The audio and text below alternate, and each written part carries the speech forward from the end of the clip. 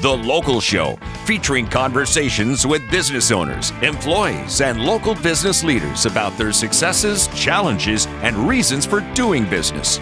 Right here in Central New York. The Local Show is locally produced by Zoey Advertising. Now your hosts, Tom and Steve. Welcome in, ladies and gentlemen. This is the 2024 early spring edition of the Local Show. Yay! Early spring. Yeah, right. Not really. We can't back that up. I'm your host, Tom Soccocio Jr., along with my friend and co-host, Steve Roberts. The Local Show features conversations about local businesses. Now, we talk to the business owners and the CEOs, CFOs, entrepreneurs, nonprofits, business advocates, and other business-friendly organizations. We're going to learn how they got into business, why they do business right here in Syracuse, New York, and where their businesses might be going in the future. You will hear all about their successes, their challenges, opportunities, marketing, and advertising. And we're broadcasting from the Zoey Advertising Studio, sponsored by Safe Harbor Wills and Trusts. And you can see us on YouTube. So go ahead and do that and like us and follow us. And you'll get all the great content that we put out or don't put out. There we go. Tom, I heard some really good news. You did? Really good news. Oh, good. All right. The river and fish, the river where Fish Creek and the canal meet at Silver Beach isn't frozen yet. Oh, nice. Yeah. So you can fish. Isn't that exciting for you? Yeah, it's wonderful. Okay. That's what I want to do. I heard that this week. So I want to pull out my white buckets and sit on them again. So the walleye, I don't ice fish, but maybe there's a couple more walleye go in the freezer. I know how much that means to you. Yes. Not at all. Good golly. You know, I haven't been down to Sylvan Beach in a long time, it seems. Yeah, this time of year, crickets. Yeah, there's not a lot going on, which is good. Then, because sometimes when you go down there, I remember I couldn't even find a spot for my white bucket. Because people are just, This time of year, not a problem. Yeah. But, and with you need room. Because you don't want to put a lure in somebody's buttocks. No, I'm like that sign on your mirror, objects are larger than they appear. When people meet me, they're like, oh my gosh, you're okay, I'm 6'6", fine. That's and true. You're skinny now. Yeah, well, I try. Good golly. I don't know about skinny, but I'm trying. Hey, we're going to talk to the guy from the gym, as a matter of fact, today. First up, though, we're going to be talking with James Mason. He's the business manager at North Atlantic States Regional Council of Carpenters. That's a mouthful. Is that the Carpenters Union? Yeah, it is. Why can't we just say that? Yeah. Okay. We probably will. And we'll talk with him. And then Ruth Ann Raposa is the executive director of Elmcrest Children's Center. Dave Laval stops by. He's the owner of InFocus Insurance. Rita Romano is the CEO of Laboratory Alliance of Central New York. Been there a couple times. Chris Holmes is the general manager of Crunch Fitness in Cicero. Hugo Acosta is the owner and publisher of CNY Latino. It'll be nice to catch up with him. Neil Carr will be here. He's the vice president of Prime Heating and Air. And then Frank Watson rounds us out. He's the area sales manager for The Glass Doctor. All on the Local Show today, so stick around. It's going to be riveting. Maybe we should play Carpenters bumper music. Carpenters? The Carpenters, yeah. Here's James Mason right now. How are you there, James? Good, I'm doing great, thank you. It's very good to meet you in person. What's a business manager do at the Carpenters Union? It's really hard to explain my day. I mean, some days I'm out recruiting on a job, or I'm at a job fair or a career fair. Other days I'm negotiating with contractors, trying to get fair wages and working conditions for our members. And other days I'm working with end users and developers, trying to make sure our contractors have opportunities as well. Sounds like so you got a lot of free time. A lot of free time, yeah. Are you a carpenter yourself? Did you have to have that background? Yep, I am. I actually served a 4-year apprenticeship training program. I came in, I guess it was about 2001, 2002, so I've been in for a little while. I like the way you said he served. It was like, like the armed forces, but you did your thing for 4 years. Yep. And then you went into management? Or how? So I worked my way up. I've been on staff for the Carpenters Union, meaning in management since 2017. Okay. Before that, I worked my way up to foreman, then general foreman, and then I was a superintendent actually on the Onondaga Lake cleanup project. Oh, wow. All right. So my dad was a union carpenter. Of course, yes. Local 12, before I changed the number 15 times. I know. Yeah. But forever, and it still has great memories and good friends. And I realized that he passed absolutely nothing down to you. Yeah, I have a charming personality and good looks. But when it comes to skills, I was a creative and Dad was a craftsman. Yeah. God made us differently. Did you ever work like for a contractor prior to getting involved? I did actually. I was lucky enough. I worked for 2 contractors. Okay. Pretty steady through my career before I got on staff with the union. Which kind of carpentry did you endeavor into? So I worked. Both contractors were general contractors, so they did a little bit of everything. Yeah. But my specialty was probably concrete formwork. I worked on some water treatment plants, but we'd do things. I've built funeral homes, worked on schools, all kinds of different stuff. Very nice. And how have you seen the tools change over the years? Even just since I've been in the office since 2017, the tools have changed quite drastically. I mean, even right down to the old Yankee toolboxes that we used to carry when I was an apprentice, carrying our tools in. Now they have these plastic wheeling toolboxes that they carry around with them. Much more convenient. You know what I like is that my grandfather used to teach me how to read the ruler, right? Or he used to call it the yo-yo, the retractable. The tape measure, or the wooden one.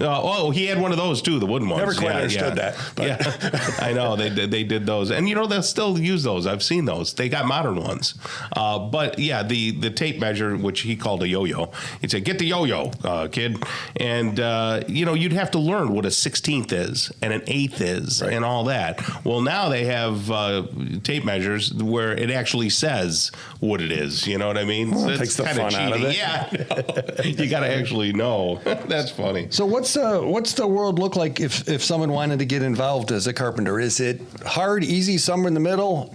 Jobs? Because growing up in a family, sometimes there was work and sometimes there wasn't. What's the labor? What's it looking like here? Looking forward the next 5 years.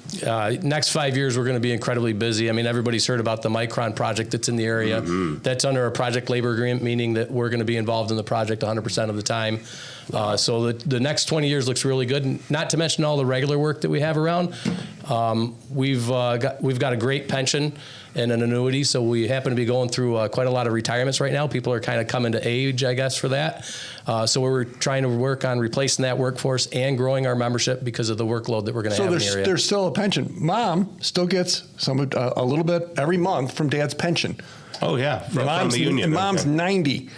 We lost Dad 5 years ago, but it's interesting. Those things still exist where we think they don't, but those things are still involved. Yeah, most all of the trades, I believe, still have a pension, but realistically, you get outside of the trades, they're extremely hard to find. And a member, for the amount of money that the contractor contributes to another pension, they usually collect it within 5 to 7 years. But the wonderful thing about a pension is it never stops giving back to you. So you collect that for the rest of your life, and then your spouse too. I'm a little confused, James. So maybe you can clear it up for me. What's the difference between being a union carpenter and all these people you see like in the back of the penny saver or whatever that come over and say they're day laborers or something? Right. One of the biggest differences, our main focus of work is probably in commercial and prevailing rate work. So we do a lot of the school work, office buildings, places like right here where we're sitting, maybe some of the chain restaurants, as opposed to the residential stuff. Although we do residential stuff, but usually it's a top end, high end residential project. What about the training requirements? Yeah, so we have a 4-year apprenticeship training program. Requires people to work in the field for 1,300 hours each year to get an increase in their wages to progress through the program, and they have to attend 4 classes, which are each 40-hour-long classes. So they do that for 4 years, and then that's how they become a journey-level carpenter. And then what can they expect in respects to wages, maybe not specifically, but what's the career path look like then? Yeah, so when you become a journey-level carpenter, on average, it varies by county, but on average, we're between $30 an hour in your check and then another $20 or so in pension, annuity, and health care. Yeah, so our wages are up there pretty good, and we get wage increases every year. That's something that we negotiate with our contractors. And when you're going through that program, the apprenticeship program, are you paying for that as an individual? No, it's absolutely free. And you get paid while you go through the program too, because you're getting paid by your contractor when you're out in the field working. So you get hooked up with a contractor as well as go through the program. Is that how that works? Yep, absolutely. So the biggest part of it is working while you're learning. So a lot of opportunities, a lot of jobs. Yeah. So people have kids, grandkids, and they're going, I don't know what to do. I went to school. I'm not going to school. How do they look into it? How would they step and say, maybe this is for me? What would be their next step? So our first step, we actually do information sessions the first Monday of every month at each of our locations. Mm-hmm. They start at 6 p.m. sharp. And I say sharp because that's the test number one, is make sure you can show up on time. and on time is not 6 p.m. for us when it By starts. the way, at you were a 6 little p.m. late getting here today. Just kidding. I'm going to blame it on the I-81 project. So there you go. So you can text the word work to 315-277-6580. That's text the word work to 315-277-6580. And you can go to their website as well, which is N as in Nancy, ASRCC.org. Okay. Spectacular. Hey, James, thank you for joining us. Thank you very much. Appreciate it, guys. All right. We're going to talk with Ruth Ann Raposa next, folks. She's the executive director of Elmcrest Children's Center. Stick around for that conversation. It's going to be interesting right here on the local show on 570 WSYR. The Local Show, featuring conversations with business owners, employees, and local business leaders about their successes, challenges, and reasons for doing business. Right here in Central New York. The Local Show is locally produced by Zoey Advertising. Now your hosts, Tom and Steve. Back into it and back up to it again. It's Tom and Steve at the Local Show.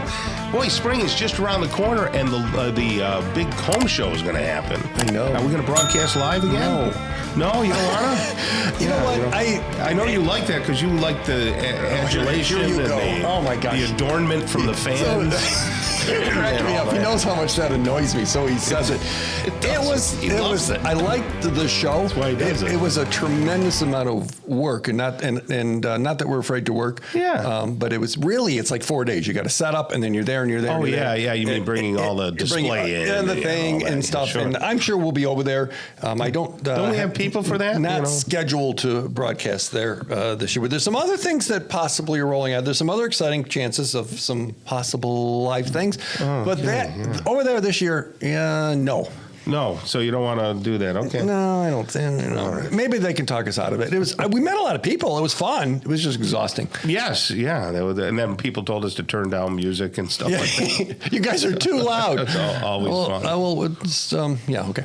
Hey, Syracuse Dog Fence we had on last week. I just wanted to put in a plug for them because, I let the dogs out and had the collars charging. So I had these collars charging from Syracuse Dog Fence, and I forgot. I just totally forgot. Let them out for like a half hour. And they went absolutely nowhere. So they stayed within the fence confines, even without the collars on. Wow. Which goes to the whole training and the Pavlov's dog theory. Yeah, and that an owner can be irresponsible and they're still okay because you didn't have put the collars back on, will you?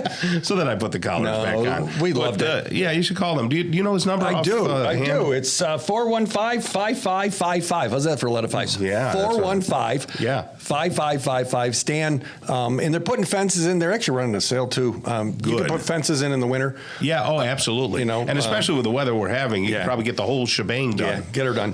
Get her done. Good. All right. It's our pleasure to bring back on Ruth Ann Raposa. She's the executive director of Elmcrest Children's Center, a valuable jewel in our community now. Very, very important person. How are you, Ruth Ann? I'm well. I'm happy to be back. How are you? Good. You always look so put together. Thank you so much. Are you talking to me? No. Steve. Okay. Steve looks like a train wreck. You look like put together. So it's just the lip gloss. Yeah. You notice? It's just some lip gloss, Steve. Nothing wrong with a little lip gloss. So, Ruth Ann, are you a Syracuse native? I can't remember. I am a Syracuse native. Okay. Absolutely. I live in Fairmount right now, but I grew up, in the Valley. And Did you go to Fairmount Fair, or was it knocked down by the time you grew up? No, I grew up, going to Fairmount Fair when I was younger. That was a gem, wasn't it? Yeah, absolutely. It was a gem. What a busy area. My wife and I were just down there over at the Target. It is that West Genesee. If you, rush hour after work or on a Saturday morning, forget about it. It's nuts. It's a great place to live. It's a great, piece of the Syracuse world, and it's convenient and it's got the neighborhood quality, and I like it. I enjoy over it. there. And my wife and I, being from the Valley, that was like the logical from place the Valley, to go. Folks. Put that on Tom's bingo card. Check. Okay, go ahead. It just was such a nice nice place. We went on several dates when we first started dating over at the mini golf, right? When she was your intern? No, she wasn't my intern. She was your intern. Well, she was, yeah. So don't say she wasn't. Well, she wasn't at the time I was dating her. That mini golf is a gem, and it hasn't changed. I went a couple years ago, and my kids have gone, and it's just just tucked away. Cool. You almost go down there, or you just go down the stairs, and you forget where you are. You feel like you're on vacation, right? Okay, am I the only one in the room that has fished in the stream that goes through the mini golf? Yes, you are. Steve's got that. There are trout in that stream on the other side behind the target. I'm just saying. We need his bingo card. Yeah, right. Yeah. Wait a minute. Things only Steve has done. That's right. All right. Good move job, on. Ask her some questions about Elmcrest. Go ahead. Let's move on. So you worked your way around and you got in this nonprofit world here at Elmcrest. Yes. Tell people what Elmcrest is, if you could sum it up so that people understand what the organization does. Elmcrest is almost a 180-year-old organization that's been here in Central New York, helping children overcome barriers in a variety of ways over that period of time. Started off as educational and more of an orphanage opportunity for youth. And we've got over 20 programs.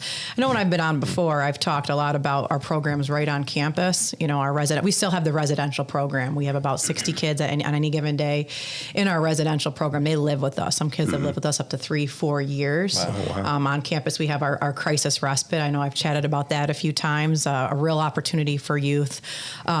We hope to prevent hospitalizations. Kids can come and stay with us for up to 3 weeks. More of a short term. How does that happen? Because you shared that before. Yeah. To me, that was an amazing thing. So, how does that happen? Sure. How does that connect? Anybody can refer. So let's say there's a teacher in a school who's like, John is really struggling. He's significantly depressed. He's hopeless. Mom, dad, or a caretaker is seeing a change in their kid's presentation or their kid's behavior. A doctor is like, hey, got a kid coming in. The parents are really concerned. Historically, the options have been to take them to maybe an emergency department or CPAP for that mental health emergency. This is an option.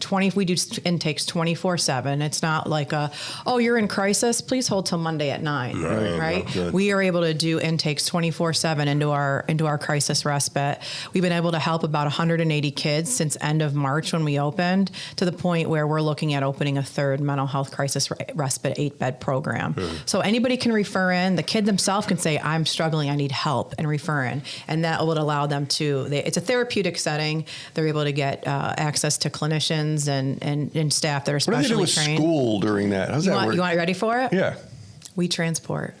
So, we transport kids if they're still able and willing, and it's not a stressor for them, to school, to work, to wrestling practice, to a meet, a match. We try to keep their routine, which is especially unique and different from like a hospital setting. Yeah, because if possible, it would break everything. Correct. We want to help support them in their routine and in their function, but give them the skills and the tools to successfully work through that crisis that they're in, with keeping as much as intact as possible. It's very different. It's very special. And we've had kids that have come. They've come back 2 or 3 times now to utilize that respite. Insurance covers it, and it's really becoming a gem here in our community. Now, does your organization have the authority to remove a child from a bad environment? No, we don't. But we partner very closely with our. We have contracts with dozens of counties. We partner with them as the opportunity. Let's say they removed a child, depending on what that child's needs are, we could be an appropriate setting for that child that's been removed. Okay. Yeah. So that's our residential program. Because you have the foster care system. Right. The kids in our residential program are like a little bit harder to place than in a typical foster home. Okay. They have different challenges. Yeah, you're right. And our residential program is equipped to help them navigate and teach them those skills to work through some of those challenges. Yeah, because Judy and I were foster parents. And we did that years ago. And there's sometimes they were like, okay, there's the classes that you go to this day, we're like, well, our kids are, and they kind of warned you. a little bit, but we never had any of those experiences. Sure. Our experiences were great. That's what brought me to Elmcrest. My parents were also foster parents. Really? And I had a foster brother who ended up spending some time at Elmcrest, and I went to visit him at Elmcrest. So years ago, That's how this started? That had planted the seed. I was a teenager, so decades ago, that had planted the seed of this curiosity of what is Elmcrest? What do they do there? And a fascination with how they help my foster brother. Yeah. So you got some other community programs. We Tell do. Tell us about those. We do. So one of our programs that's been around for a long time is our early ed programming. We actually have an early ed center right on our campus on South Springs Road. I know that there's a lot of people right now looking for early ed services. We have 7 spots right now for Syracuse City School District kids. So what ages would these kids This be? would be preschool aged kids, Okay. from 8 to 1 on our campus location. And then we also have programs. We partner with the ESM school district, and we have early ed programs right in at Park Hill. And then we also have a program. We have a building that we rent out over on Prospect Ave on the north side. And we have early ed programming over there as well. We actually have toddler daycare openings. I know daycare is a hot commodity right now. We have some toddler daycare spots over at our North Side program. And a lot of people are, familiar with, sometimes they know the early ed programs because their kids have gone through that, or they know our residential program because that's what's been around for so long. But we also have programs right in our community here in Syracuse, Cortland, Binghamton, up in Mexico. We just actually partnered with Onondaga County. There's a new specialty program that we've been piloting. It's a high fidelity wraparound. It's to prevent kids in a much higher need kids. Yes. It's to work with them at a much more intense level to prevent them from needing that residential placement or the mental health crisis respiratory hospitalization. Every time you're here, we learn more, and it's amazing how vast it is. Thanks for doing what you do. Thank you. All right. Ruth Ann Raposa right there, Executive Director of Elmcrest Children's Center. You have a great rest of the day, okay? You too. Thank you. Dave Lavelle is coming in next. He's the owner of InFocus Insurance right here on the local show on 570 WSYR 106.9 FM. The Local Show, featuring conversations with business owners, employees, and local business leaders about their successes, challenges, and reasons for doing business. Right here in Central New York. The Local Show is locally produced by Zoey Advertising. Now your hosts, Tom and Steve. We're back again, and if we're here, that of course means you are too. Welcome to the Local Show with Tom and Steve from Zoey Advertising. Did you know that Zoey Advertising was a full-service advertising agency? We I knew that, Tom. do everything from creative strategies on how you can grow your business through marketing and advertising to putting together a website, a pamphlet, or a sign, or a truck wrap, or a radio commercial, or television commercial. We do it all here at Zoey Advertising. They don't do that at Safe Harbor Wills and Trusts. No, they don't do anything with marketing and advertising. Well, they got what some do people, they do? They got some people that know some things for sure, and we have friends over there. What they do is they help people protect their home and life savings, because a will doesn't do that, but everybody thinks it does. Mm-hmm. So the good news is they have a workshop coming up, Tom. Very nice. In February. Look at you. You knew that? Tom, you shine. February 12th, so a couple Mondays out.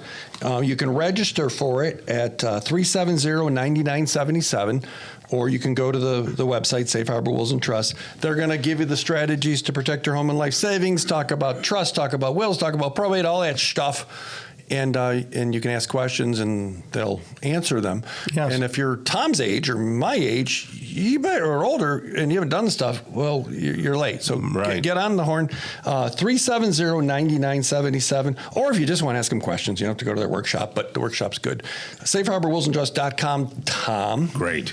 Dave Lavelle is here. He's the owner of InFocus Insurance. How are you, Dave? Very good. How you doing? Good. It's good to see you. It seems like a bunch of people that I know are running into you and things like that. So you do a couple of... They have eye problems or what?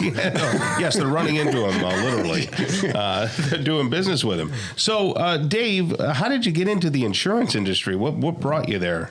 Oh, long time ago. Right out of college, I got a job at one of the insurance companies. I was a business liberal arts major in school. Okay, gotcha. And so, who's going to hire you and train Nobody. you?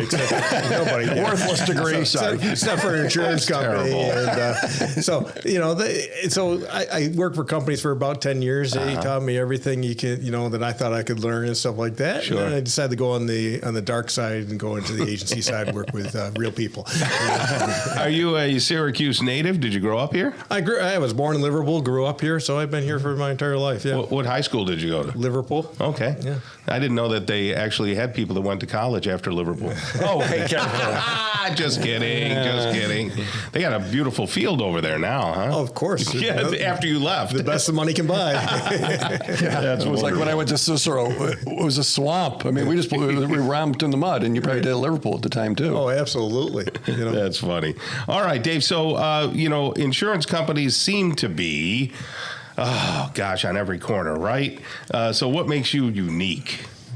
Well, we're an independent agency, and we represent numerous different companies, and so we look at we're able to look at the vast market. When you're dealing with like a direct writer, and I don't want to mention the names, but we all know who they are.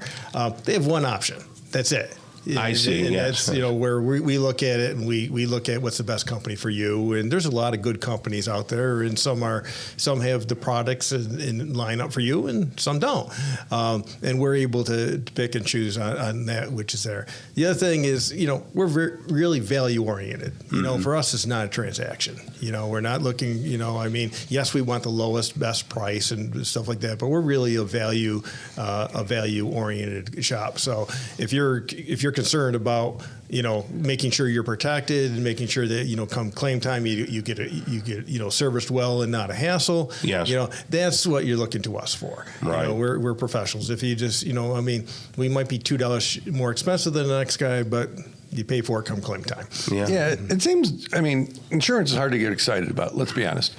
And the nationals that you didn't name, but the ones you hear the commercials of that are clever, that you hear all the time. Why can't you name it? You can say Geico or Progressive or anything like that. Here we go. Some of the commercials are funny. They just don't talk about insurance. The one that drives me nuts is Liberty Mutual when they talk about, only buy what you need. Well, since you don't know what your claim looks like, you don't know what you're going to need. Right. How would you know? That's a great point. Because a consumer who doesn't know better, they're going to buy the least amount of stuff, and maybe they should buy more. You never know. Now, you deal a lot with commercial businesses, right? Correct. Yeah. So there's a difference, obviously, between business insurance and residential. 50% of our firm is personal business, home auto, boats, personal umbrellas. Right, the other 50% is commercial, and we deal with numerous business owners throughout Central New York. And even throughout state, we go into Pennsylvania and a couple other states as well. Yeah. Is it difficult to do insurance right policies for New York State?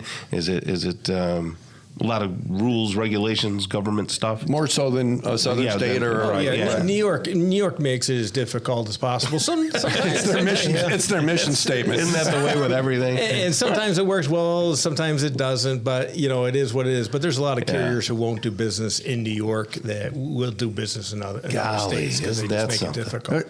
So in the South, they had all these storms and there's all these things. How did that affect, or doesn't it affect New York? How does that affect the insurance companies and their rates in general? Well, if you're an insurance company and you pay $1 billion out on claims or something like that, you got to recover the money from somewhere. And if South Carolina got slammed, they can't take $1 billion out of South Carolina.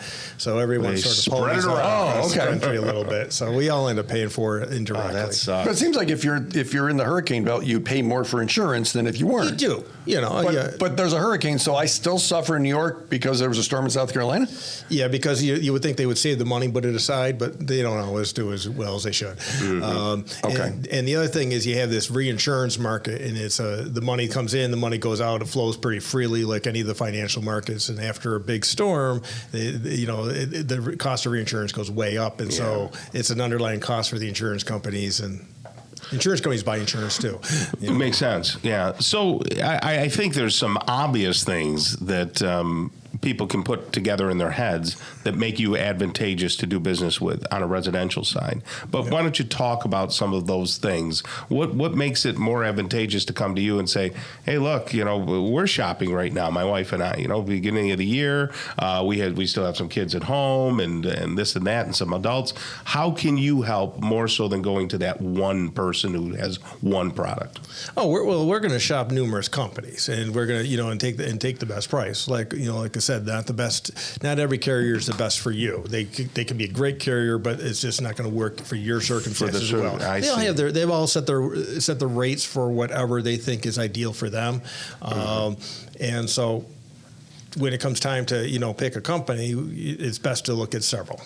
And you have probably the inside scoop on these companies, and you've done business with them, so you know who pays claims well, and exactly, and that's the one thing that we do. We if a company doesn't pay their claims well, we excuse them from our office, and we. Oh, that's cool. We were looking years ago, Tom, for we wanted to insure the drone. Because we did aerial photography stuff. It was this quirky, weird thing, and we talked to you guys, and it was like most people are like, "Oh, I don't want to deal with that thing," But you had and you guys walked through. You said, "Well, okay, here's some options," and it's like a decimal % of our business, but we do that, and we do it for clients and things. We had to have that insured, and you guys knew how to deal with that, and we didn't know how to deal with that. Right. Well, that's what we're here for. I wanted to ensure that you never flew the drone again. Oh, come on. I want to take you up in the helicopter, Tom. Yes, that didn't work. No, I'm not going to no helicopters. You'd have to take out a big insurance policy on me. So what kind of businesses do you insure? Like, what would you insure? I find it interesting. Like, I knew somebody in the insurance business who just did boilers. I didn't understand that. What does that even mean? Yeah. There's a lot of specialty type markets. We insure, the typical Main Street businesses. We have a lot of contractors, excavators, other type of contractors in there. We insure trucking. We have a reasonable sized trucking book with us. Wholesalers, distributors, that type of thing. A lot of real estate, rental properties and ROs and such like that. If people haven't looked at their policies, residential, personal, or commercial for a long time, might they be missing something? Oh, absolutely. The products have changed a lot over time. So if you haven't kept up with the insurance, if you haven't kept up with, with the inflation and coverage on your insurance, stuff like that. Right. And, one of the big things out there now is cyber, which, if you haven't looked at your insurance a long time, you probably have an issue there. Okay. Interesting. And they can get a quote, talk to a person at 315, that's the big area code. Big area code. 315-622, and then a whole bunch of threes? 3333. Okay, so 622 and a whole bunch of threes. InFocus Insurance. Thank you, David. Thank you very much, Dave. Okay, Rita Romano's coming up next. She's the CEO of Laboratory Alliance of Central New York. If you've had that needle in your arm, odds are you went to Laboratory Alliance, and we're going to talk to her next on The Local Show on 570 WSYR 106.9 FM. The Local Show, featuring conversations with business owners, employees, and local business leaders about their successes, challenges, and reasons for doing business. Right here in Central New York. The Local Show is locally produced by Zoey Advertising. Now your hosts, Tom and Steve. And we're back into it again. Thank you for spending some quality time with us on The Local Show right here on 570 WSYR. You can check us out on YouTube as well. YouTube is, one of those things where if you're not too addicted to it, you can get around and navigate and just find what you want. You lose time, though. You get on there and suddenly it's like, wow. Car chases. You like it. I'm seeing it. Or you like to watch those close-ups of the dogs with little hats on, right? Something like that. I like the fishing videos. I don't know why I don't know how it knows that I like to watch fishing videos. It's smarter than us, Tom. So John Tomino at In My Father's Kitchen. Okay. Yeah. So I had a thing where I went out very early in the morning and had to meet a friend that I had been blowing off for years, and said, I'll do a little breakfast with you. So I'll do a little steak and eggs. Yeah. So I went down to the diner, and I saw a gal there, and she got kicked out of the diner because she was just, causing a ruckus and everything. And she was obviously on the streets and everything like that. And, I felt so bad for her. And then she was walking kind of on the outside. I called John. And I said, John, there's a gal down here, and he knew exactly who she was. I bet he knew did. the name and the whole bit. Do you know that the next day, they weren't out that day, but the next day they went and found her, and they loved on her, and they took care of her, and she's, I guess, on the waiting list to be housed. How about that? And all that kind of stuff. But she's addicted to drugs and things like that. But he sent me a big text and said, "Hey, Tom, thanks for your big heart and this and that." That is awesome. Yeah, and it just the things that they do it in my father's kitchen is just fabulous. absolutely wonderful. Love those guys. I wanted to mention that. Absolutely. Right now we have a new guest on the show. Her name is Rita Romano, and she's the CEO of Laboratory Alliance of Central New York. And if anybody's had blood drawn in the last 5 minutes, they've gone to Laboratory Alliance. She's a little prickly. We were talking before the sun started. But go ahead, Tom. You talk. And that's one of the things, Rita, that I'm not afraid of. And I'm just one of those. The only thing he's not afraid of. Hypochondriacal Italian boys is needles. They don't bother me, usually. Well, that's probably because you've been to one of our 11 patient service centers and a wonderful experience. Absolutely, and you do have a lot of them. Would you say you guys are like the leader in that space?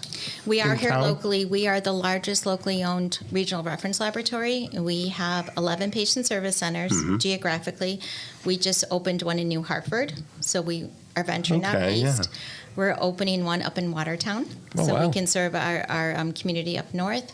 And we opened one downtown at the Krause Medical Practice building. Gotcha. And we're opening another one near the Old Time Warner over on the east side to service our clients out there. So we are expanding and growing, and we do have the widest reach as a local laboratory. So why don't doctors and why don't they just do their own thing?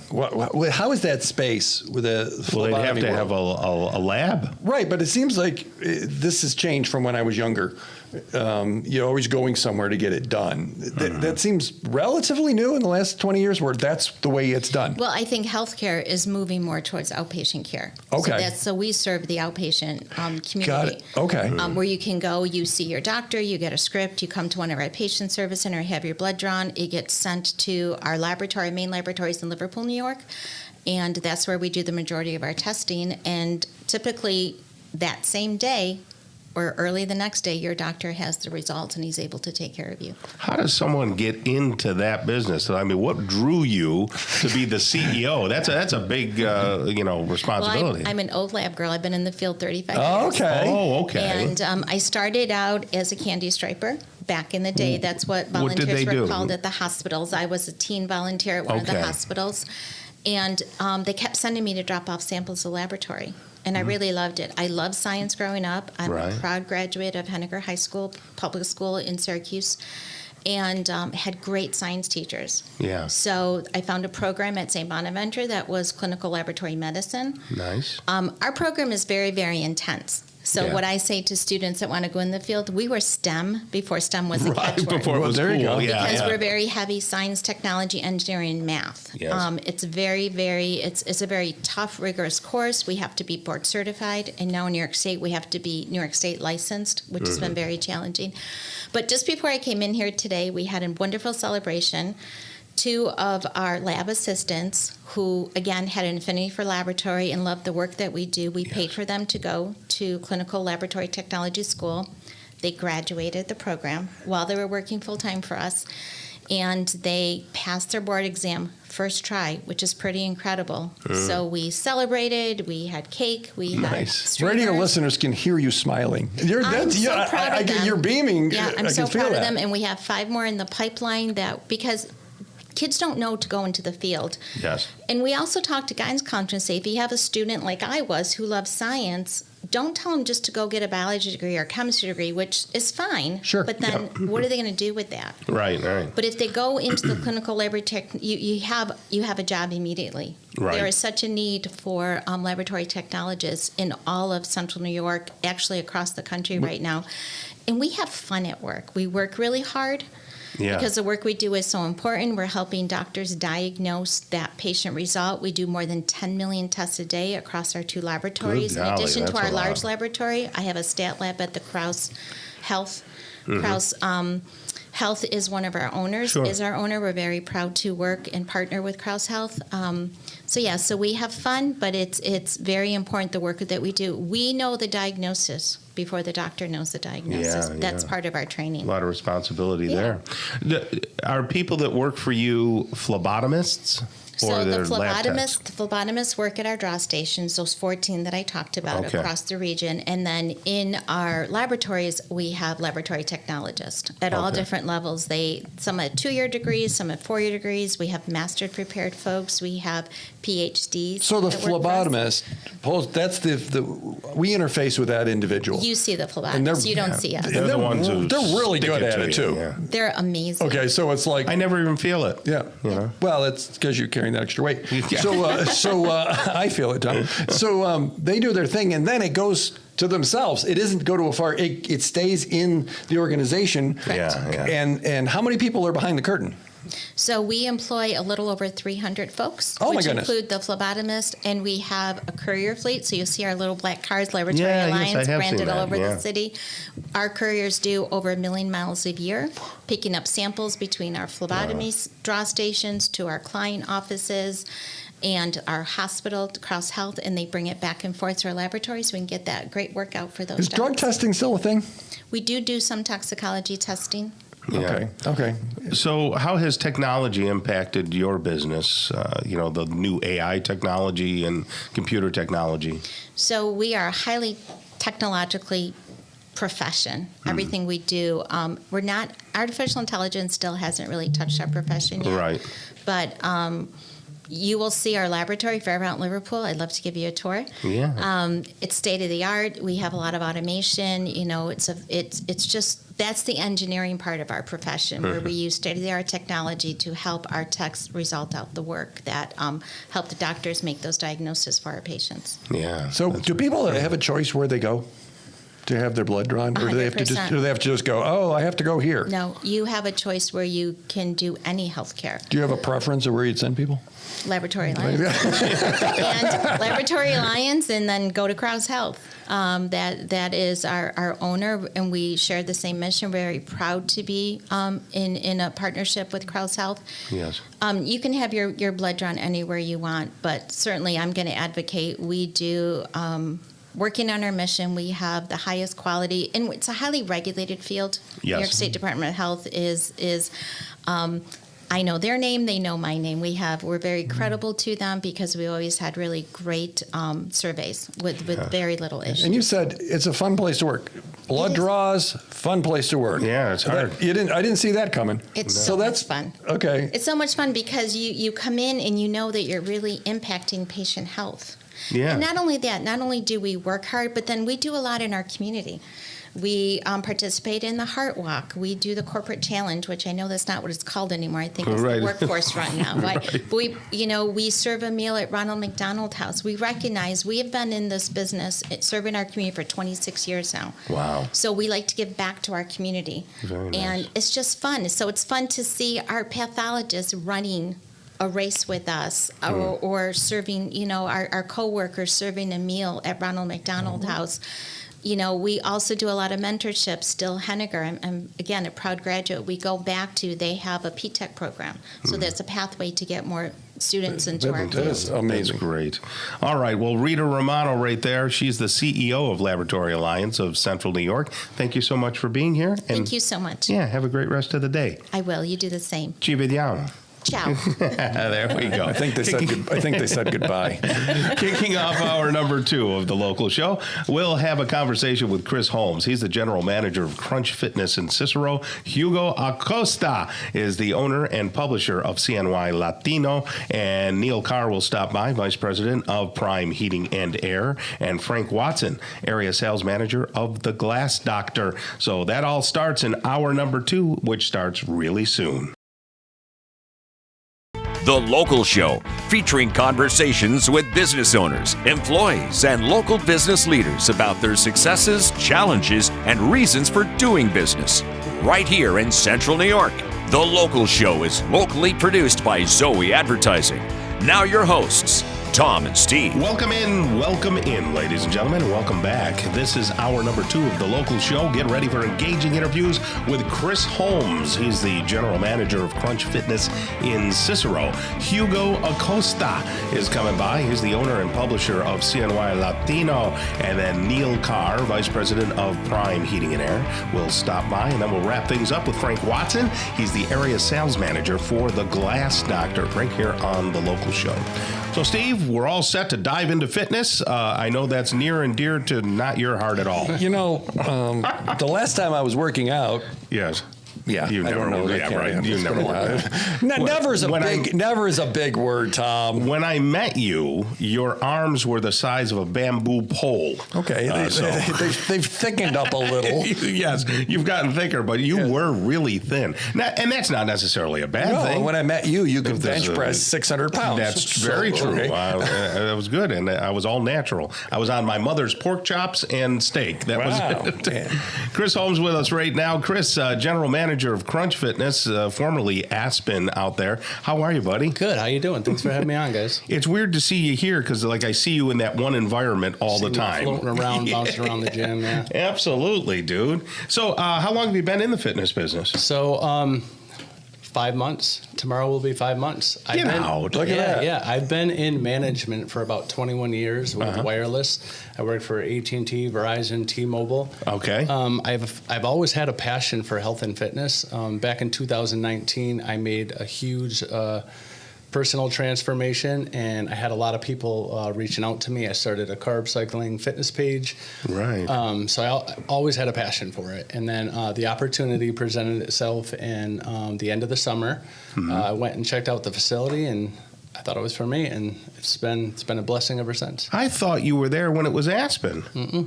Golly, boy, you look so familiar. Yeah, I know they've had a few managers in and out of there, but yeah, I took over September 1st. Okay, great. So this Crunch, so just so everybody knows, Aspen was locally owned by a couple, husband and wife team, and they were around for quite a while. They had how many places? I think at one point they had 6 locations. Okay. When the buyout happened, I know they were down at 2 locations in Central New York, the Fairmount and the Cicero location. Gotcha. So now Crunch comes in. They're a national organization?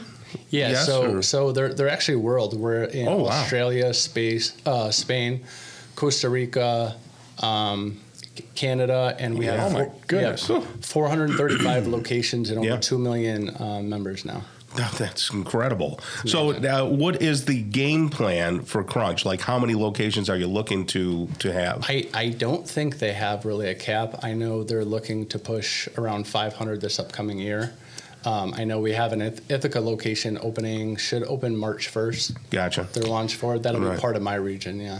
Nice. Now, the Cicero one that's on in Drivers Village. In Drivers Village. Oh, it's actually in Drivers Village. Okay. Okay. Yeah, very conveniently located. Lots of parking. To my mom, she lives right there in those houses. You see over there. So it's where I grew up. That was Penn Can Mall and a swamp and all kinds of things. So the one thing that I noticed when I came into the gym, and for those people who listen often know that I'm an avid gym goer and was in the old days, but now I'm going to be 60 years old, believe it or not. Wow. And I'm still, chopping away in there. Me and Marty Borio, we still see each other. Do you really? Yes. He's in better shape than you. No, he's not. No? No, he's not in better shape. Wow. Nobody's going to beat me. Feisty.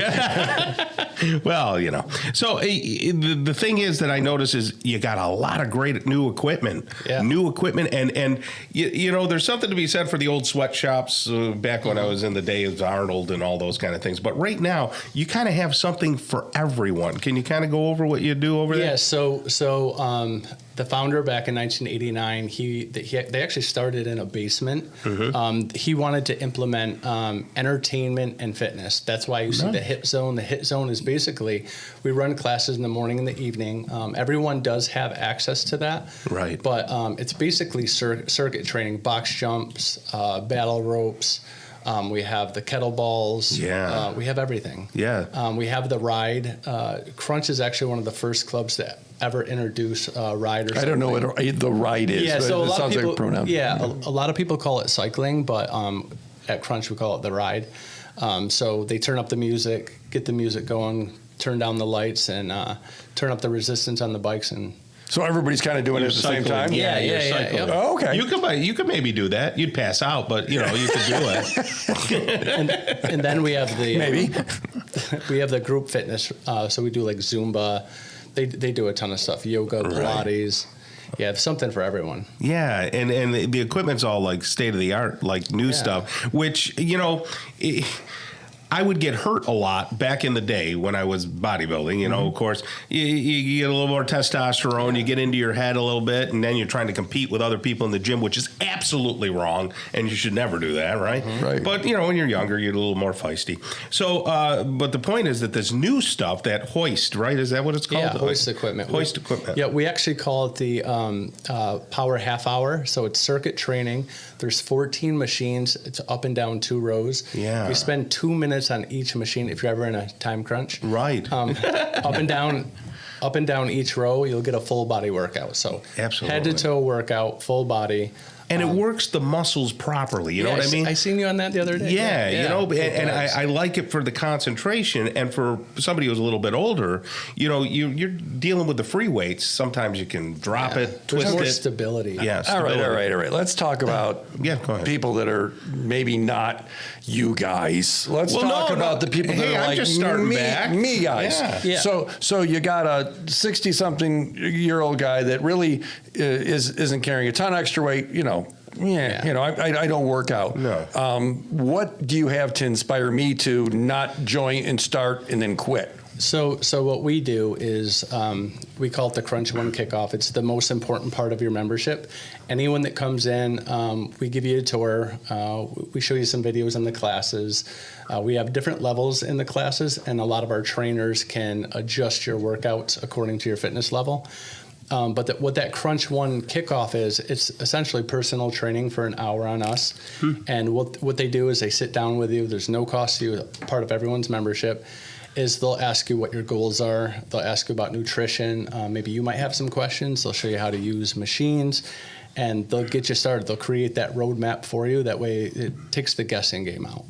Okay, so somebody that's maybe bordering on a senior isn't going to feel like, oh, look at all these guys everywhere. Not Everybody's at all. got the muscles, and this chick's, this and that. And honestly, Steve, when I go in there, I would say that at some points I've seen close to 40-50% of people our age and older. There. Really? Oh, yeah.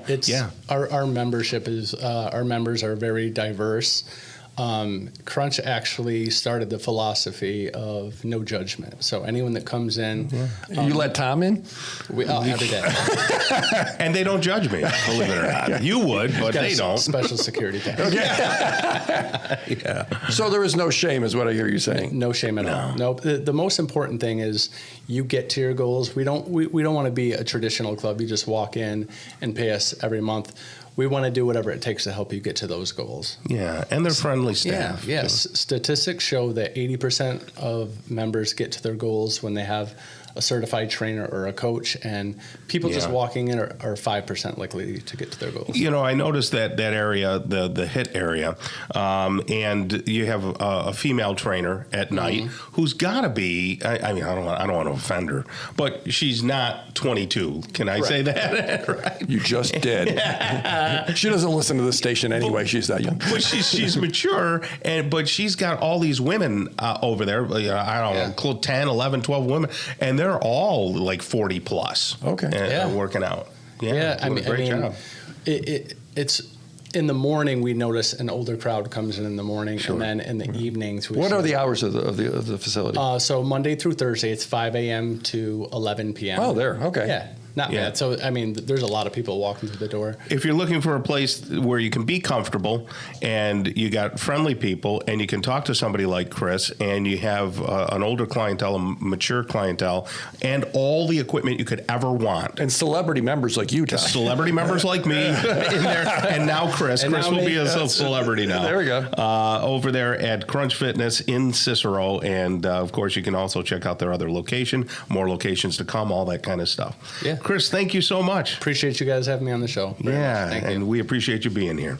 Hugo Acosta is coming up next. He's the owner and publisher of CNY Latino. We'll hear Steve not speak Spanish at all. So that'll be coming up on the local show on 570 WSYR. Stick around. The Local Show, featuring conversations with business owners, employees, and local business leaders about their successes, challenges, and reasons for doing business. Right here in Central New York. The Local Show is locally produced by Zoey Advertising. Now your hosts, Tom and Steve. Back again. Thanks for joining us on this weekend with Tom and Steve. It's midwinter, but I like to call it early spring.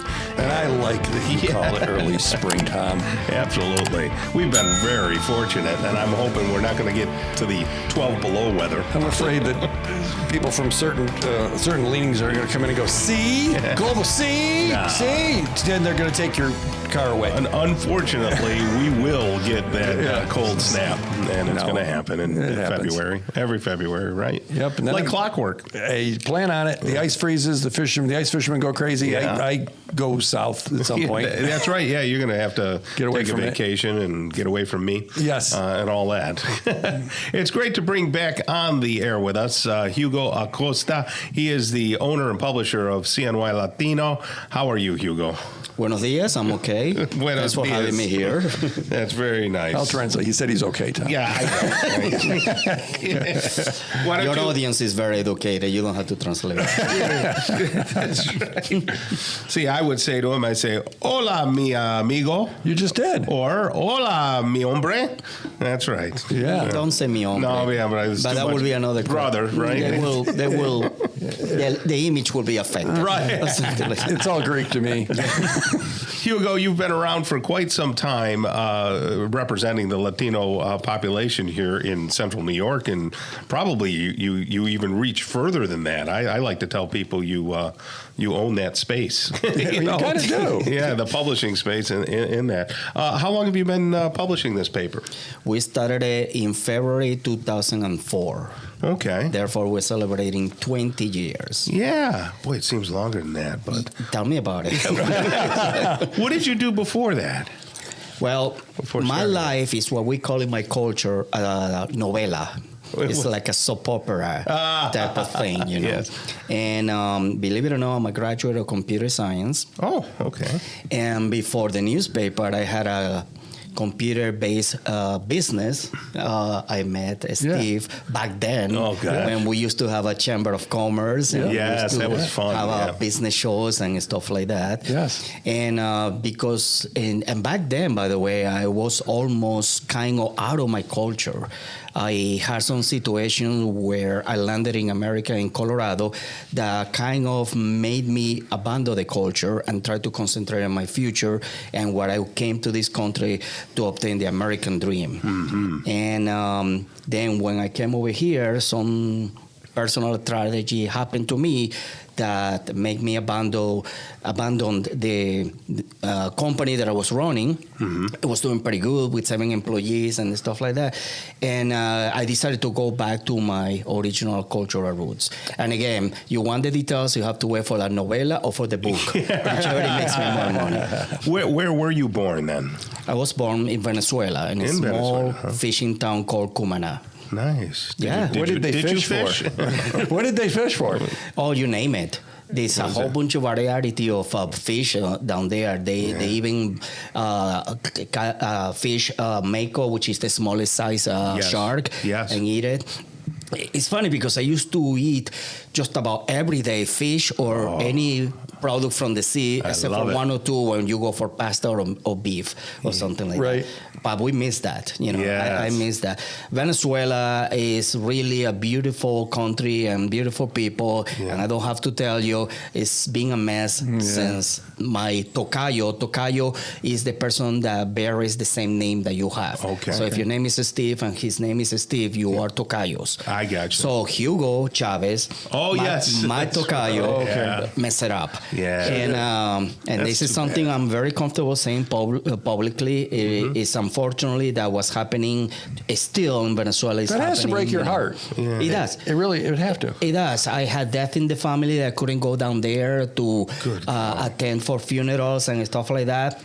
Not only because it's a mess, but also because with my name Hugo, it's going to be a little bit of situation in there and stuff like that. I did go down there for a special issue related to inheritance and things like that. Negative heritage. I'm not wealthy or anything like that. So don't get excited. Don't get excited. So, but other than that, you're right. It's a mess. It's very sad. I love my country. It's beautiful in many instances, and a lot of people from Venezuela trying to quote unquote escape from there because it's not like it used to be. So how did you embrace the publishing? How did that happen? Well, when I like I said before, I'm a graduate of computer science, and then when this strategy happened, I told myself, I gotta change this. I gotta change my life, my profession, and I'm also I took as a topic, major in college, marketing and advertising. So I went back to my cultural roots. I meet Latinos people around here, and I realized that there was no newspaper or anything related to communications and stuff like that. So I gave it a chance. I refinanced my house. And I made sure that I had enough money to keep my house and also my daughters. And give it a try. Let's see if this is going to work. This is something that happened actually before 2004. So after kind of chicken out a few months, I decided, because I have excuses, I don't want to start the paper in November. Scary. You're putting it all, it's scary stuff. Yeah, it was scary, and I didn't know if this was going to work. And, I got a lot of advices and help from other publishers, believe it or not. I don't know if you remember Art Zimmer from the New Times. Very Stramboyan type of guy, and he helped me a lot. He cheered me up. He explained to me the rules and to whom to talk or not to talk, how to do this, how to do business and stuff like that. And it's funny because when I started the first edition in 2004 in February, the Latino population come up with some criticism. I had a few mistakes and I have some errors and stuff like that. So I went back. That. You take this thing, you put it out there, somebody's like, oh, you spelled the word wrong. You know what? Well, remember, my Spanish was gone. I practically forgot my Spanish. Oh, really? And it's funny. I told you, I quit my culture and stuff like that. They used to call me traitor and stuff. But anyways, it's funny because when I came back after the edition and I received all that criticism, I didn't take it well. I went back to Art Zimmer and I told him, listen, thanks for your help, but I don't know if this is going to work. So he took me to this room where they have a lot of trophies and awards. I don't know if you remember the New Times. It used to be yes, absolutely. Stuff like that. And he showed me this thing that was behind my little curtain that was one of the first editions of the New Times with errors and problems and stuff like that. I'm thinking, holy cow, if I'm halfway of the New Times was in here, I'm going to be pretty happy. So that really pushed me. That really helped me. Every time I got interviewed, so the media is trying to understand the history of this, I got to mention it. Yeah. Because it was something that it carries with me. A couple of months after that, I started a weekly Spanish radio show where I also got it involved. At the very beginning, the business was called CNY Latino newspaper. Then I changed it into CNY Latino media because I figured I need to ramify my source of income and stuff like that. So there's a whole bunch of stuff that I can tell you about when we started it. I've seen your paper, obviously throughout the years, and it's pretty proliferate. How much do you do online? We started it online about 8 or 9 years ago, something like that. And we put all the articles that are in the paper, both English and Spanish, by the way. It's a full bilingual publication online. So we do have a presence online. The actual newspaper is in digital format in there. And, of course, the old-fashioned papers style, which, believe it or not, in my culture, they're still using it, especially the first and second generation. Parents, grandparents, uncles, and stuff like that. And it's funny funny because when I started the radio show in Spanish, there was this rumor that it was a Puerto Rican girl making fun of my Spanish. Remember, I lost the language, so I was trying to, do the best that I could. And then when I started asking around, I met her and I asked her, listen, instead of making fun of my Spanish, why don't you help me? Why don't you, help me to run the business? I was alone, by the way. So I hired her, and she helped me to edit the paper, to correct mistakes, to enhance my Spanish. Very nice. And until now, Marisol Hernandez, who's the editor-in-chief and also the podcast and radio producer, and also my girlfriend, not in that order, by the way, is one of the most meaningful persons to have the existence that we have. What a wonderful journey. Yeah. I mean, that is... I told you, it's a novela. Yes. It's a soap opera. What a wonderful journey, and we appreciate you sharing your story. Very nice. Yeah. That's Hugo Acosta. He is the owner and publisher of CNY Latino. You can see CNYLatinoNewspaper.com, CNYLatinoNewspaper.com online. Thank you so much for being here, Muchas buddy. gracias. Okay. That means thank you, Tom. Thanks, Steve. Speak only when spoken to. I'm not speaking to you again. Neil Carr coming up is the Vice President of Prime Heating and Air right here on the local show on 570 WSYR, 106.9 FM. Stick around. The Local Show, featuring conversations with business owners, employees, and local business leaders about their successes, challenges, and reasons for doing business. Right here in Central New York. The Local Show is locally produced by Zoey Advertising. Now your hosts, Tom and Steve. You found The Local Show, the last bastion of American freedom and talk radio right here. You like that Oh my, Tom. People don't know what to make of it. Yeah, I don't know. Although we champion local businesses, and that's what we're about. Lots of local businesses out there who are thriving now, and we want to make sure that they continue to thrive. Yeah, I got an education, a re-education on mattresses from Charlie over at Mattress Makers this week. Oh, golly. So, and Charlie knows more about mattresses than, I don't know, anybody. Yeah. And the whole organic thing, I didn't realize, people want to eat their mattress. I guess you Right. kind of. But they can say organic, but it's like 6% organic, it's organic. Oh, right. And it's like, read the small print. So what are Charlie's? 100% Charlie's are organic, and the whole fallacy that go to a I don't know, a mattress store or somewhere, and he's selling one over at the factory. Right. He say, okay, I want this way, and I want this like this, and the whole organic thing. I don't know. It's like certain, like you go to buy the carrots. And the regular carrots are $1, and the organic carrots are $3. Mm-hmm. Over there, they're like organic, but you don't have to pay all the middleman and the markup. So if you haven't got a mattress, if you need one, get it there. If you don't need one, don't get one. But if you need a mattress, tell them the Local Show sent Charlie over at Mattress Makers behind Henry Wilson Jewelers, across from Fleet Feet. And I think there's going to be a Chick-fil-A over there at some point, isn't there, Tom? That's what I heard. I don't know. Yeah, I heard they're working on a Chick-fil-A over there. I didn't know that. Yes. Well, that's good. You're a wealth of knowledge. Yeah, I don't think he meant that. No. Some degree of knowledge. Yeah, you're a wealth of some degree of knowledge. Yeah. Introduce our guest. You're sick of hearing from me. You said a lot of words, and it was absolutely pointless. Thank you. So, Neil, how are you? Neil Carr, right here. How you guys doing? Good. I'm going to be quiet. Talk to him. All right. He's the vice president of Prime Heating and Air. I actually had a Prime Heating and Air. I had an issue with my furnace. You had an issue? I didn't have an issue with them because Neil responded to me right away and sent his big brother over. That's right. Wow. That's right. You got power over your big brother? Well, not too much. You do the scheduling, though, don't you? I can help direct him where he So needs to what go. did Tom do to break his furnace or whatever the heck, his water heater, whatever the heck was broken? Yeah, it's just, wear and tear. Yeah, it was the flux capacitor went, and it wasn't fluxing. Hey, future boy! No, wait, Doc, the bruise in your head. I know how that happened. You told me the whole story. You were standing on your toilet, and you were hanging a clock, and you fell, and you hit your head on the sink. And that's when you came up with the idea for the flux capacitor, which is what makes time travel possible.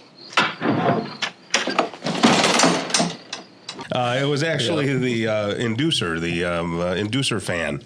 But Dwayne came over, and you know what? He came over in a timely fashion, and I think his exact words were, "We didn't want to expose our employees to you."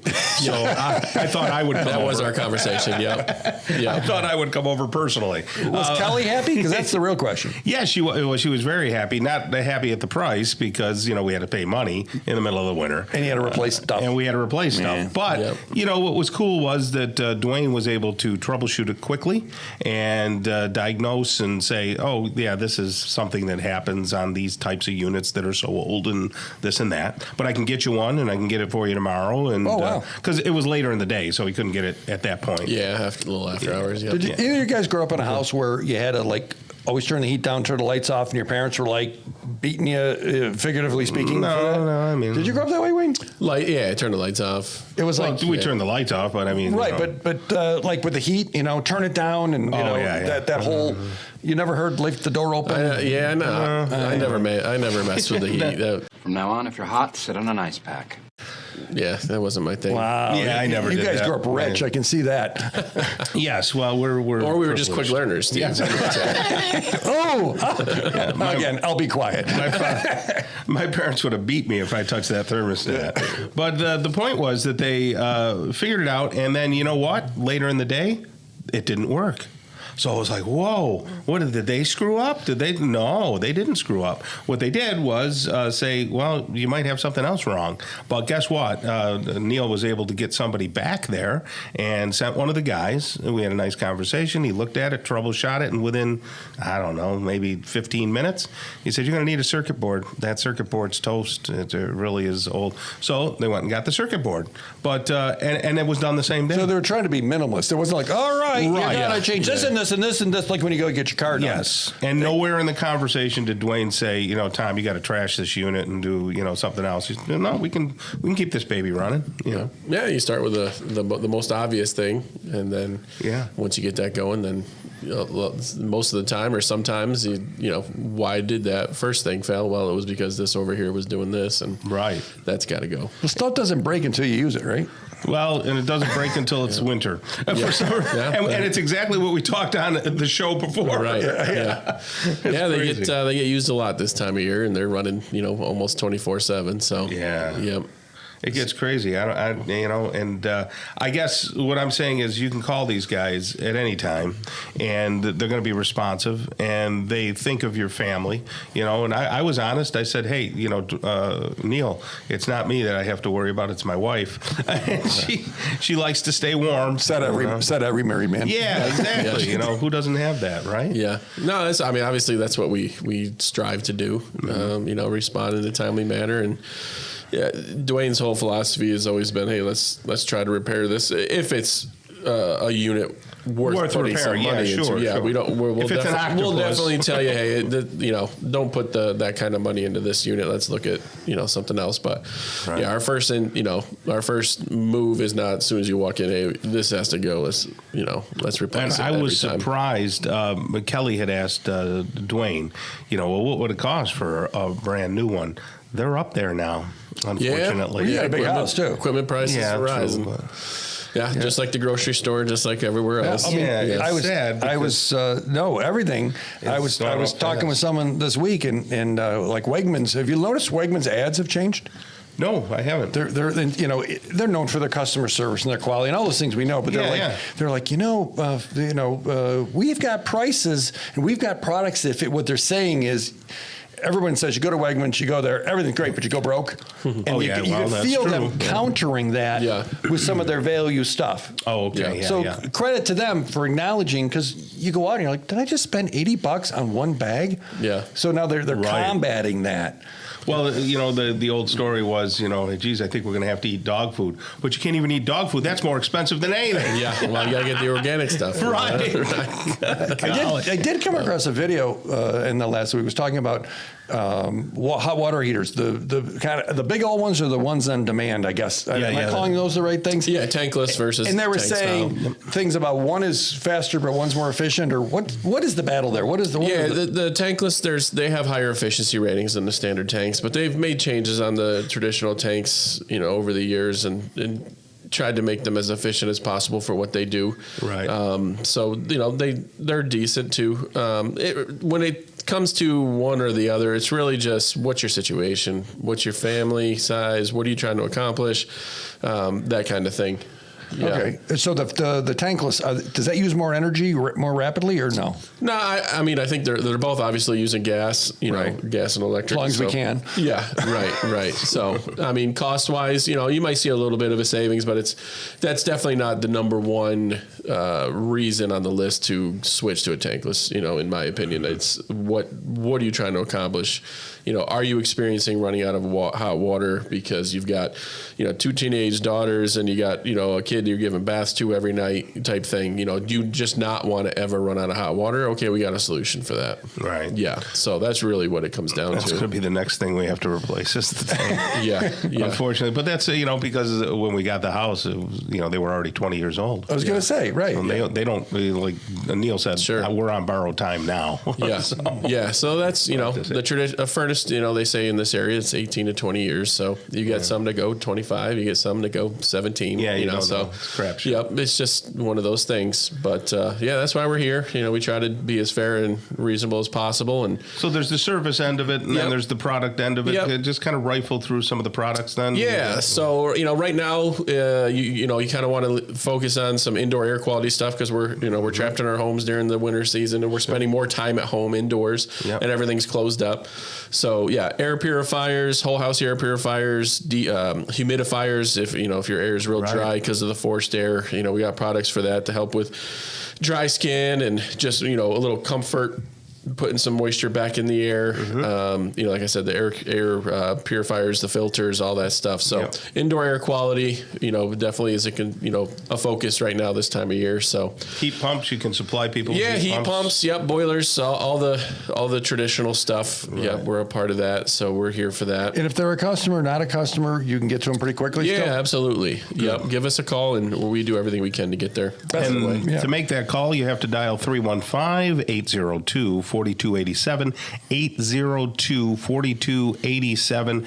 Tell them that Tom sent you because I have to work off some of the money I stole them. PrimeHeatandAir.com, Tom. PrimeHeatandAir.com. There we go. All right. Frank Watson's coming up next. He's the area sales manager for the Glass Doctor right here on the local show on 570 WSYR. The Local Show, featuring conversations with business owners, employees, and local business leaders about their successes, challenges, and reasons for doing business. Right here in Central New York. The Local Show is locally produced by Zoey Advertising. Now your hosts, Tom and Steve. Well, you found the Local Show. That means you're on the radio station or you're on one of your devices and you're listening through the iHeartRadio app.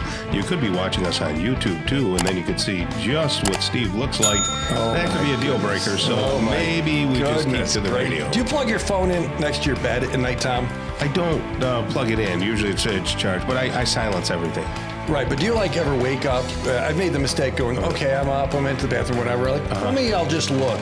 Oh, no, I never do. And then the brain starts going. Yeah. Forget about it. Yeah, no, I never want to do that. So you're smart. Even if I'm having trouble sleeping, my tablet is by the bed. Mm-hmm. I will not start, looking at YouTube or doing anything. That is great advice because then you spin around and you're looking. Yeah, well, for people like us who are, deep thinkers. I am a deep thinker. I'm what you think about, I have no idea, but you're deep. You get deep.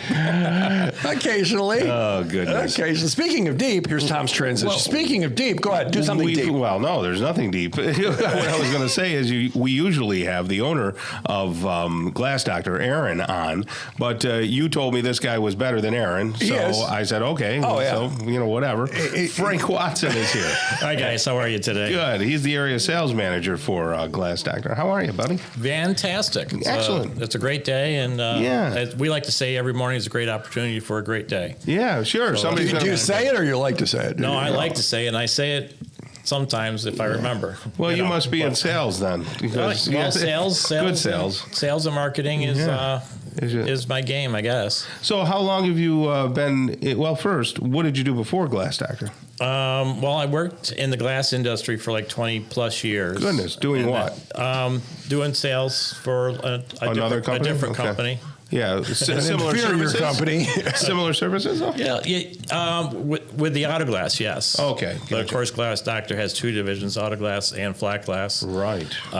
So the flat glass is something that I'm learning, and generally that's showers and IG units or insulated glass units. Right. We do everything in glass, so we're a full service glass company, which is pretty rare. Right.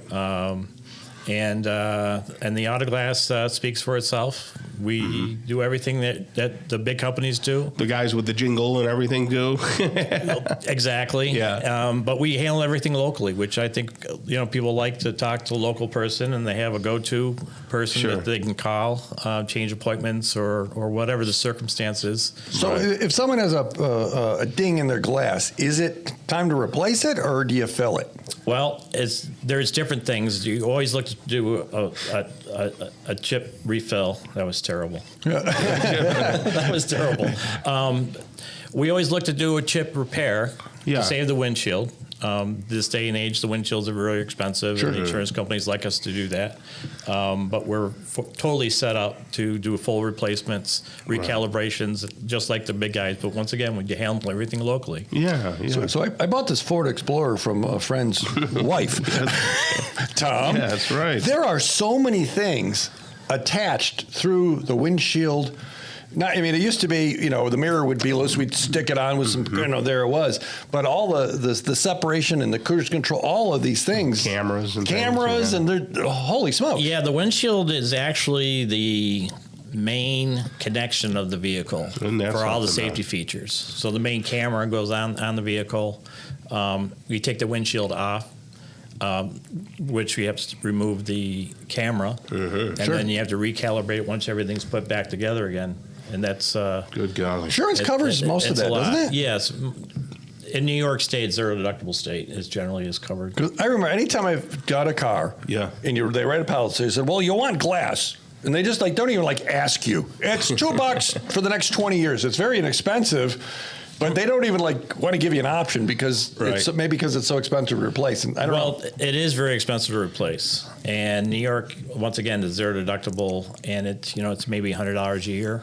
Right. But a vehicle could have up to $10,000 worth of glass in the vehicle. Wow, that's a lot. So if you hear about the break-ins and the drive-throughs and people smashing windshields and so forth, you don't want to be. Can you replace any glass on the car? Yes. Okay, so even side windows. We can do sunroofs and mirrors and So if you're in a big city where now they do all the smash and grabs, have you seen the videos of those, Tom? Oh yes, I have. Oh my gosh, where people they look, if there's a bag there, boom, they grab whatever it is, and that's every day, all day in the big West Coast cities, maybe somewhere else. And even in the car dealers, people drive walking through there, drive through their storefronts. But I heard about that. They got to call Glass Doctor because we do storefronts too. Oh, nice. Which you is do all that, yeah. That's the other division, the flat glass division. Tell me about tinting. Is that still a thing? Tinted glass? Do you tint or not? That's a really good question. Some people do in the older vehicles, but the newer vehicles, they have tinting on the windshield. But there's some laws too that you can't be too tinted, right? But if it's too dark, we actually scrape off door glass windows. Oh, do you? From the tint because it's too dark. Well, there's because my neighbor has two vehicles. Lucky him. But they're almost blacked out. You can't even see inside them. Yeah, they do ticket it for that. But he's a cop. They can get pulled over for that. Well, maybe he has an exemption, Tom. I don't know. Well, he might have the badge. Yeah, so I don't know. So flat glass. Think glass breaks.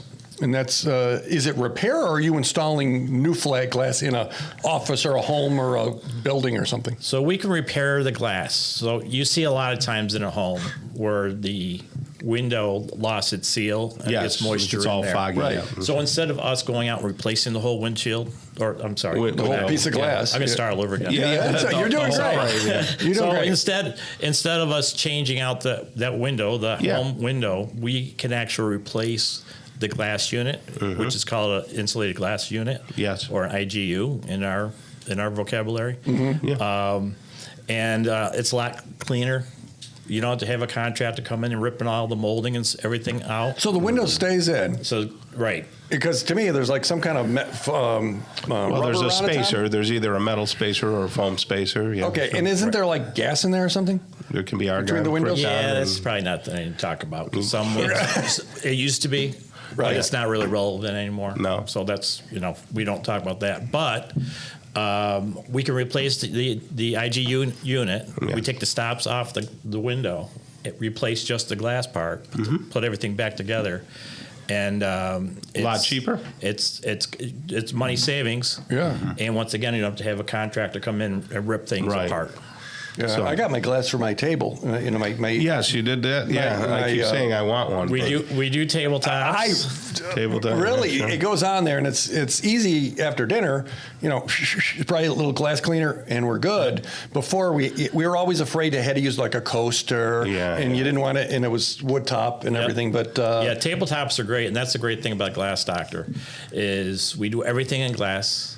We do tabletops. We do mirrors. We're all about the same age. Okay, maybe I'm older than you guys. No, we always had that local Nobody's glass older than shop. If you need some kind of glass, That's right. You would could go do to it. the glass shop. I remember Nine Brothers. You would give as a kid. Sure. I remember. Do you remember Nine I do. Brothers? I absolutely. That's what I remember. You get some measurements, and then you cut the glass, and then you either pick it up at the shop. Well, we'll deliver it. We'll set it up. And it's nice. It's once again, everything's done local, and Glass Doctor really does a lot of that stuff. But like showers? Showers. We do showers. We do glass railings. Anything you can imagine you could do in glass, Glass Doctor does it. So you would work with the plumbers or with the contractors on those. You don't install it. No, we will install the glass units. Okay. So, for example, like the showers we do, we do a lot of quality custom showers. The contractor will do the tile work. Yep. They will call us. We'll go in and do measurements at that point, and then we'll give the quotes and options, colors, options, and so forth to the customers. Right. And then we go in and we install it, and it's taken care of. Well, you're a valuable asset to have in the community. We appreciate it. And it reminded me, Judy's window on the little Mitsubishi has a little pit in it. Yeah. I want you to look at that and figure out what we should do, because I don't know. All right, you got it. Okay. Well, there he is. He is the area sales manager for the Glass Doctor. That's Frank Watson, and you have a great rest of the day. Thank you guys, too, and I appreciate the time, and think local. Yeah, there we go, glassdoctor.com. That's going to wrap up the local show for today, Steve. Time to go fishing, Tom. Time to go fishing and do other things, and I might work out again. Like to work out on the weekends when there's no pressure. Yeah, you won't see me there, Tom. No, I know that. Okay. That's why I go. On behalf of Zoey Advertising and Tom and Steve, God bless you and your family. Make some time to relax and exercise today and every day. Do it with a friend or family member. It keeps your body and mind healthy. Remember that. The local show is heard every Saturday morning from 11 to 1 and again on Sunday morning from 7 to 9. Listen together with a friend.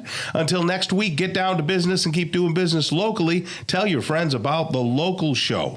The local show right here on 570 WSYR 106.9 FM, the iHeartRadio app, and on YouTube at Zoey Advertising.